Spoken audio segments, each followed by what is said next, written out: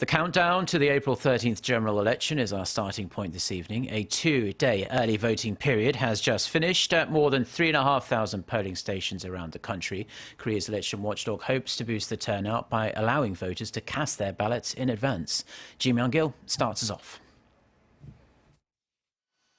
Korea's two-day early voting period for next week's general election has come to a close, and the turnout was 11.3% as of 5 p.m. Korea time. The National Election Commission says 4.7 million out of 42.1 million eligible voters had cast their ballots at some 3,500 polling stations nationwide.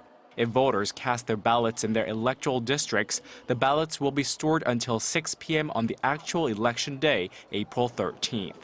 If they voted outside their electoral districts, their ballots will be mailed to their home districts. By region, Jeollanam-do province in the southwest had the highest turnout of nearly 18%, followed by Jeollabuk-do province with 16%.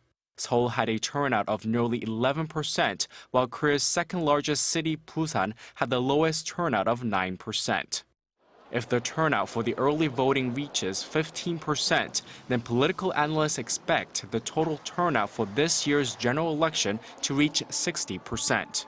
In past general elections, turnout has usually hovered around the 50% range. Political parties are paying keen attention to how the early voting will affect the elections because they believe the overall voting record tends to depend on the early voting rate. This is the first time Korea's election watchdog has adopted an early voting system for the general election. Myung-kil, Arirang News.